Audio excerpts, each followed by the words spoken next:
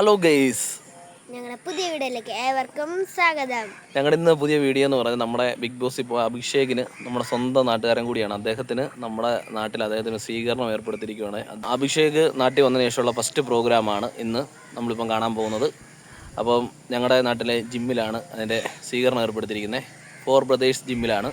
അപ്പോൾ നമുക്കിനി അങ്ങോട്ട് പോകാം. അഭിഷേക് ഇപ്പോൾ ഉടനെ എത്തുന്നതാണ്. അപ്പോൾ ഞങ്ങൾ അങ്ങോട്ട് പോകാൻ ഭാവിക്കുകയാണ്. എല്ലാവരും വീഡിയോ കാണുക.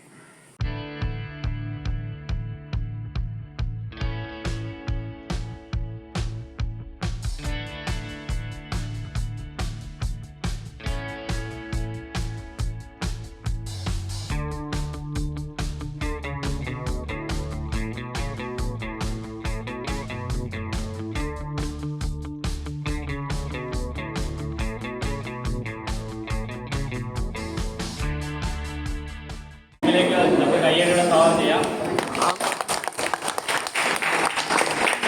വളരെയധികം സന്തോഷമാണ് നമ്മുടെ നാട്ടിൽ നല്ലൊരു കലാകാരൻ വരുന്നതിൽ.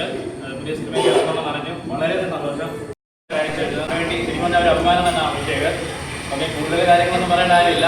അന്നത്തെ പോലെ തന്നെയാണ്, വീണ്ടും ഒരു മാറ്റമില്ല. അതേ സ്നേഹം തന്നെ ഇപ്പോഴും ഉണ്ട്. അവരെ ഭാവിയിലേക്ക് എല്ലാവരും ആശംസകൾ നേർന്നുകൊണ്ട് തന്നെ സ്വാഗതം ചെയ്യാനായിട്ട് ഹരിയേട്ടൻ എനിക്ക്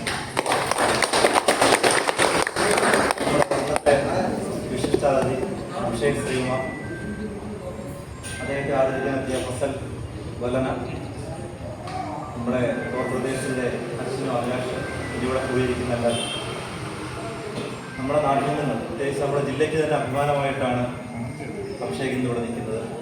നമുക്കറിയാം, എല്ലാവരും എനിക്ക് തോന്നുന്നു ഇത് നിൽക്കുന്ന ഒരു 90% ആൾക്കാരും ബിഗ് ബോസ് കാണുന്ന ആൾക്കാരാണ്.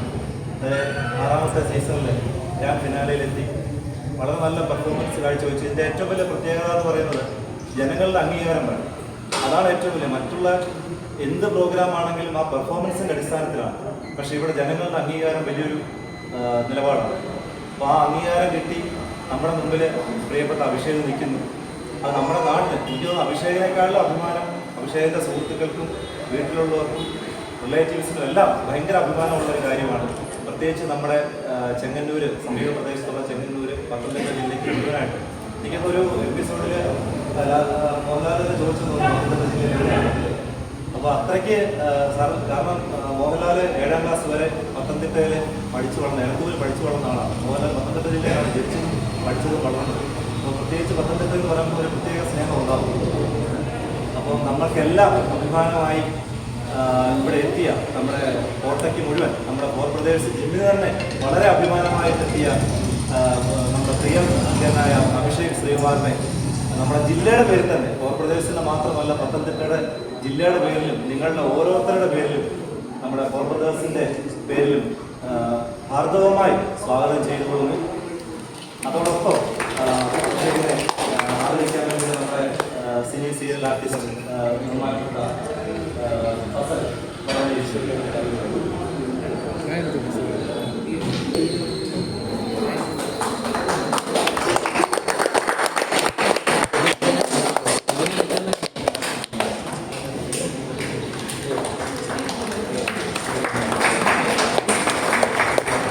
നമുക്കറിയാം, ഇതൊരു വളരെ നല്ല നിമിഷത്തിൽ അഭിഷേകത്തിന് 2 വാക്ക് കേൾക്കാനാണ് എല്ലാവരും ഇരിക്കുന്നത്. അപ്പോൾ ഒരു നല്ല 2 വാക്ക് പറയാൻ, ഇതിൻ്റെ ഒരു എക്സ്പീരിയൻസ് ഷെയർ ചെയ്യാൻ വേണ്ടി പ്രിയപ്പെട്ട അഭിഷേകിനെ ക്ഷണിക്കും.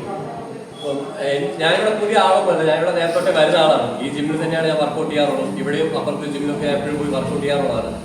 അപ്പം എനിക്കിത് പുതിയ സ്ഥലമല്ല, ഞാൻ സ്ഥിരം വരാറുള്ളതാണ്.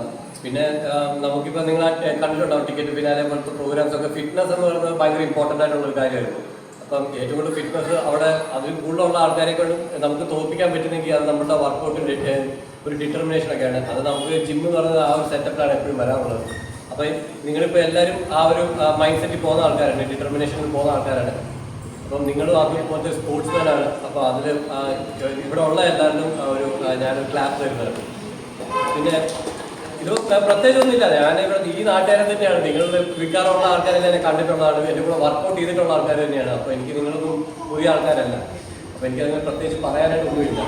അപ്പോൾ താങ്ക് യു, സപ്പോർട്ട് ചെയ്തതിന് എല്ലാവർക്കും താങ്ക്സ്.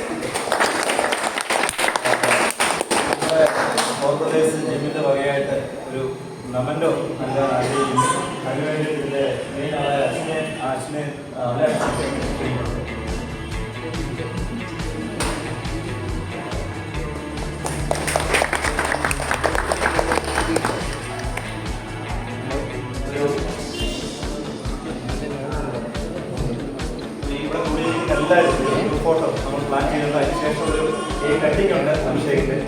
ഇതൊക്കെ കഴിഞ്ഞ് എല്ലാവരും പോകും. അപ്പോൾ ഒരു ഗ്രൂപ്പ് ഫോട്ടോയ്ക്ക് വേണ്ടി അപ്പുറത്തോട്ട് എല്ലാവരും ഒന്ന് അഡ്ജസ്റ്റ് ചെയ്ത് എല്ലാവരും കിട്ടത്തക്ക രീതിയിലൊന്ന് അഡ്ജസ്റ്റ് ചെയ്യുക.